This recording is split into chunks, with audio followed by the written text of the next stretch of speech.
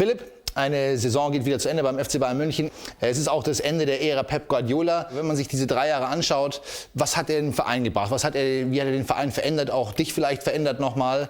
Also erstmal, glaube ich, hatten wir uns taktisch auf ein anderes Niveau gehoben. Also wir haben mit Dreierkette, Viererkette, Fünferkette gespielt.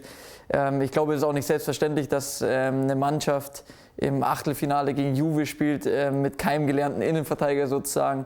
Die 2 Spieler das sehr, sehr gut machen.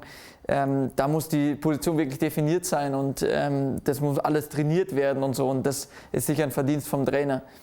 Ansonsten hat er 3-mal in Folge die deutsche Meisterschaft errungen und das ist auch nicht selbstverständlich.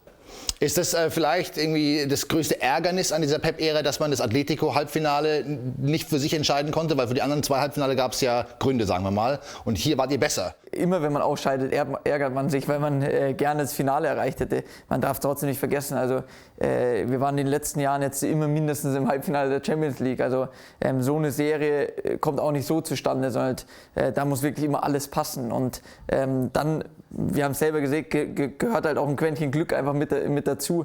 Das hatten wir vielleicht 2013 in der Trippelsaison, hatten wir vielleicht das Quäntchen Glück auf unserer Seite. Und danach in bestimmten Spielen, wie jetzt gegen Atletico, war das Glück vielleicht nicht ganz auf unserer Seite. Aber so ist es. In der Spitze wird es sehr, sehr eng und dann entscheiden eben Kleinigkeiten. Und die waren vielleicht in dem jetzigen Halbfinale nicht so wirklich auf unserer Seite. Peps Nachfolger Carlo Ancelotti, ich habe gestern mit Xabi Alonso geredet, der hat gemeint, dass eine seiner ganz großen Stärken ist dieses Man-Management, dass er ganz gut mit Spielern kann, dass er die Mannschaft sehr gut führen kann. Was erwartest du von ihm? Auch da lasse ich mich mehr überraschen, weil das ist ein erfahrener Trainer, internationaler Top-Trainer, der die Champions League nicht nur einmal gewonnen hat, sondern häufiger gewonnen hat. Also deswegen, was heißt erwarten? Ich freue mich einfach. Es kommt ein neuer Trainer wieder.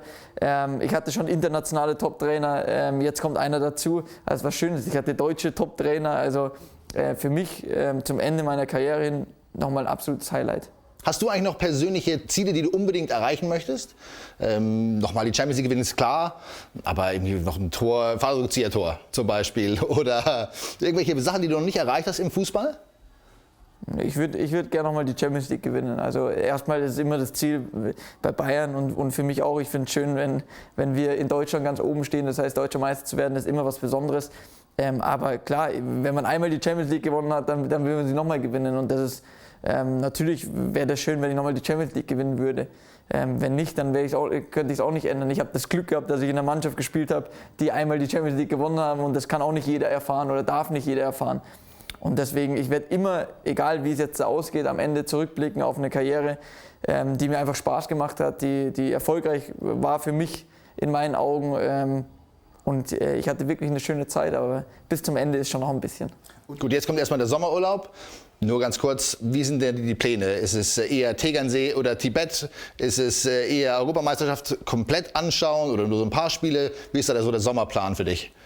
Also ich habe ja so lange frei, also ich kann einen Mix aus allem machen. Also ein bisschen Tegernsee, ein bisschen wegfliegen in die Sonne, viel zu Hause sein. Wir haben so einen Sohnemann, der geht in den Kindergarten, also den werden wir auch nicht 6 Wochen rausholen. Fußball-EM natürlich anschauen, auf jeden Fall die deutschen Spiele anschauen. Ich glaube aber, ich werde nicht drum herum kommen, mir das ein oder andere Spiel mehr anzuschauen. Also klar, ich bin Fan, ich bin Fußballfan. Ich genieße es mal wieder, eine EM vom anderen Blickwinkel zu sehen. Deswegen, ich freue mich wirklich auf die Zeit, muss ich sagen. Also Grill anschmeißen, ein Bierchen trinken und der deutschen Nationalmannschaft die Daumen drücken. Genieß den Urlaub, du hast ihn dir verdient und nächstes Jahr auf ein neues. Aufs Neue. Genau, danke. Danke.